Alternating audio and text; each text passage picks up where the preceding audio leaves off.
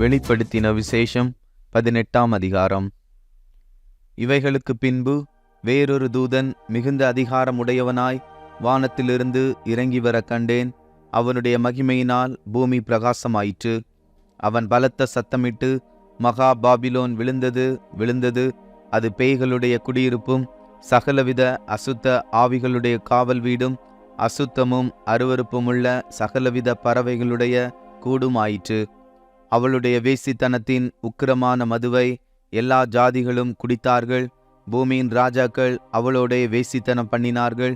பூமியின் வர்த்தகர் அவளுடைய செல்வ செருக்கின் மிகுதியினால் ஐஸ்வர்யவான்கள் ஆனார்கள் என்று விளம்பினான். பின்பு வேறொரு சத்தம் வானத்திலிருந்து உண்டாக கேட்டேன்.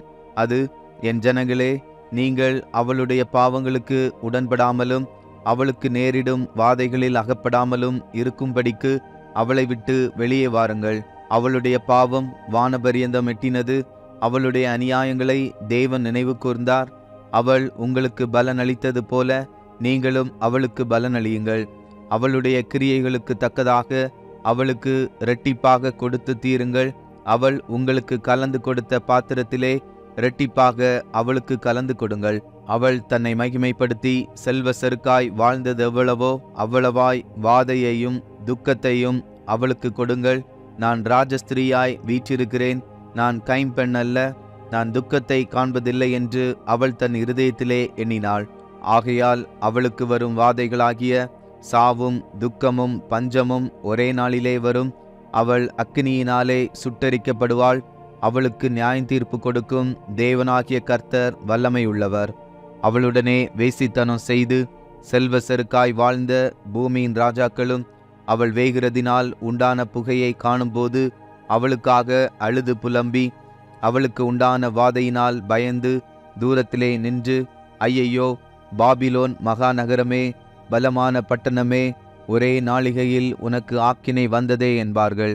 பூமியின் வர்த்தகர்களும் தங்கள் தங்கள் சரக்குகளாகிய பொன்னையும் வெள்ளியையும் இரத்தினங்களையும் முத்துக்களையும் சல்லாவையும் இரத்தாம்பரத்தையும் பட்டாடைகளையும் சிவப்பாடைகளையும் சகலவித வாசனை கட்டைகளையும் தந்தத்தினால் செய்திருக்கிற சகலவித வஸ்துக்களையும் விலை உயர்ந்த மரத்தினாலும் வெண்கலத்தினாலும் இரும்பினாலும் வெள்ளை கல்லினாலும் செய்திருக்கிற சகலவித வஸ்துக்களையும் லவங்கப்பட்டையையும் தூப வர்க்கங்களையும் தைலங்களையும் சாம்பிராணியையும் திராட்சரசத்தையும் எண்ணெயையும் மெல்லிய மாவையும் கோதுமையையும் மாடுகளையும் ஆடுகளையும் குதிரைகளையும் இரதங்களையும் அடிமைகளையும் மனுஷருடைய ஆத்துமாக்களையும் இனி கொள்வார் இல்லாதபடியால் அவளுக்காக அழுது புலம்புவார்கள். உன் ஆத்துமா இச்சித்த பல வர்க்கங்கள் உன்னை விட்டு நீங்கி போயின. கொழுமையானவைகளும் சம்பிரமமானவைகளும் உன்னை விட்டு நீங்கி போயின. நீ அவைகளை இனி காண்பதில்லை. இப்படிப்பட்டவைகளை கொண்டு வர்த்தகம் பண்ணி அவளால் ஐஸ்வர்யவான்கள் ஆனவர்கள் அவளுக்கு உண்டான வாதையினால் பயந்து தூரத்திலே நின்று, ஐயையோ, சல்லாவும் இரத்தாம்பரமும் சிவப்பாடையும் தரித்து பொன்னினாலும் இரத்தினங்களினாலும் முத்துக்களினாலும் சிங்காரிக்கப்பட்டிருந்த மகா நகரமே, ஒரு நாளிகையிலே இவ்வளவு ஐஸ்வர்யமும் அழிந்து போயிற்றே என்று சொல்லி அழுது துக்கிப்பார்கள்.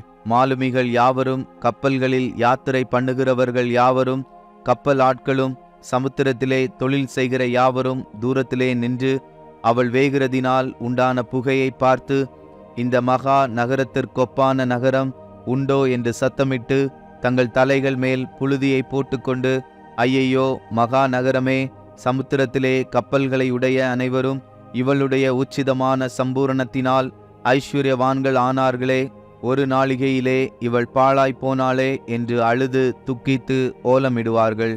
பரலோகமே, பரிசுத்தவான்களாகிய அப்போஸ்தலர்களே, தீர்க்கதரிசிகளே, அவளை குறித்து களி கூறுங்கள். உங்கள் நிமித்தம் தேவன் அவளை நியாயம் தீர்த்தாரே என்று தூதன் சொன்னான். அப்பொழுது பலமுள்ள தூதன் ஒருவன் பெரிய எந்திர கல்லையொத்த ஒரு கல்லை எடுத்து சமுத்திரத்திலே எறிந்து, இப்படியே பாபிலோன் மகா நகரம் வேகமாய் தள்ளுண்டு இனி ஒருபோதும் காணப்படாமற் போகும்.